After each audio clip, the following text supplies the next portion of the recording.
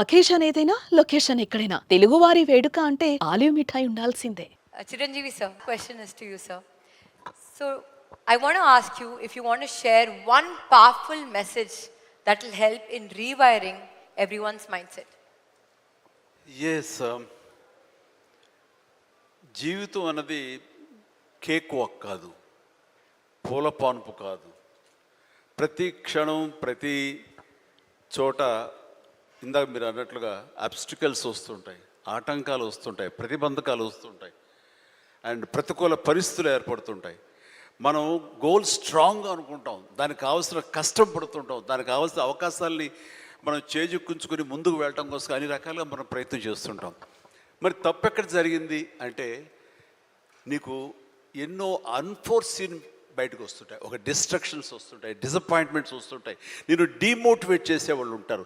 ఇలాంటి డీలు ఎన్ని ఉన్నా సరే దాన్ని ఢీ కొనాలంటే ఒక డిటర్మినేషన్ ఉండాలి. అది వెరీ మచ్ ఇంపార్టెంట్. అంటే బెదరకూడదు, మన ధ్యేయం చెక్కు చెదరకూడదు, అకుంఠిత దీక్షతోటి ముందుకు వెళుతూ ఉండాలి.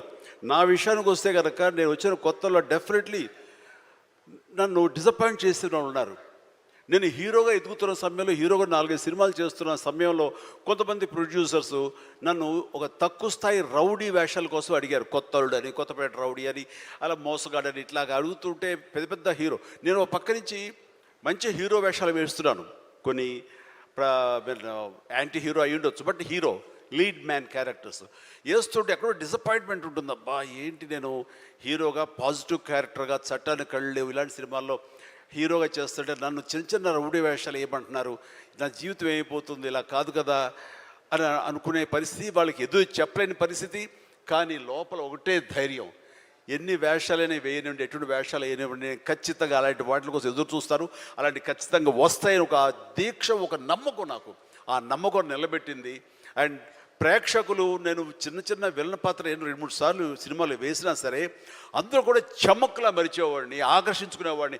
ఇడెవడో భలే చూస్తున్నాడు, శబాష్, నెక్స్ట్ పిక్చర్ ఎత్తుంది చేయాలి, అండ్ ఇతను సాంగ్స్ బాగా చేస్తాడు, ఈ సాంగ్స్ పెట్టి ఇతను హీరోగా చేయాలంటూ ప్రేక్షకుల చేత నేను మనల్ని పొంది, ప్రేక్షకులు సినిమా ఇండస్ట్రీలో ఉన్నటువంటి ప్రొడ్యూసర్ని, డైరెక్టర్ని నన్ను ఖచ్చితంగా పెట్టుకుని తీసేలాగా చేశారు. కాబట్టి ప్రేక్షక దేవుళ్ళకి ఎప్పుడు నేను రుణపడి ఉంటాను. అది నా ఒక అధ్యక్ష. నా కాన్ఫిడెన్స్ వాళ్ళని రీచ్ అయింది. నేను చెప్పుకోకర్లా, నువ్వు చేసే చిన్న పాత్రని పెద్ద పాత్ర సరే, నువ్వు చేసే దాంట్లో నీ కన్విక్షన్, నీ యొక్క హావభావాలు, నీ హుషారు వాళ్ళని ఎక్కడో తెలియకుండా రీచ్ అవుతుంది.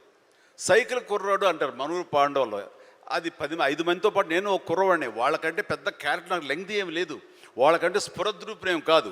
కాకపోతే ఆ ఉన్న కొంచెంలో చముక్కలా మెరిసరికి ఎవడరా భలే ఉన్నాడు, వీడికి లైఫ్ ఉంది రోయ్ అలాగా అనిపించుకోనంటే అది నన్ను నేను ప్రొజెక్ట్ చేసుకోవడం, నన్ను నేను ఆవిష్కరించుకోవడం, నన్ను నేను బెస్ట్ అనిపించుకోవడంగా ఉంది.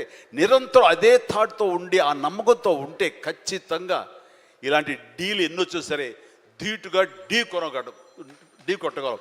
ఇది నేను చెప్తాను. అంటే ఇంకా ప్రధానమైన ఉదాహరణ చెప్పాల్సి వస్తే, మహానాయకుడిని ఇక్కడ ఉన్నారు, అలిపిరి సంఘటనతో అక్కడి నుంచి పడి లెగిచి ఎంత డీమోటివేట్ అయిపోవాలి, చావు తప్పి కన్నులు ఒట్టపోయినట్లుగా ఆ రోజున పరిస్థితి ఉన్నప్పుడు ఆ విజువల్స్ చూసి ఎక్కడ చెక్కు చెదరలేదు. ఆయన మానసిక స్థైర్యంతో ఉన్నారు. హాస్పిటల్కి వెళ్ళి ట్రీట్మెంట్ తీసుకుని వెంటనే మామూలుగా బయటకు వచ్చారు.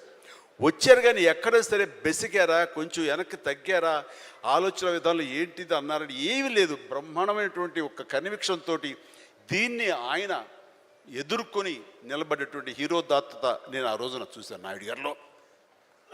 ఇలాంటివి వస్తుంటాయి, కానీ వీటిని మన కన్విక్షన్, మన నమ్మకం, మన మీద మన నమ్మకం ఖచ్చితంగా ముందుకు వెళ్ళిపోతుండాలి. మనల్ని ఆదరించే ప్రేక్షకులు లేదా రాజకీయంగా వస్తే ప్రజలు ఎప్పుడు మన యొక్క మంచిని, మనం చేసిన కృషిని, మన యొక్క ఇన్నర్ మన ఫీలింగ్ని, మన జెన్యూనిటీని, మన ఆనెస్టీని, నిజాయితీని ఖచ్చితంగా గుర్తించగలరు.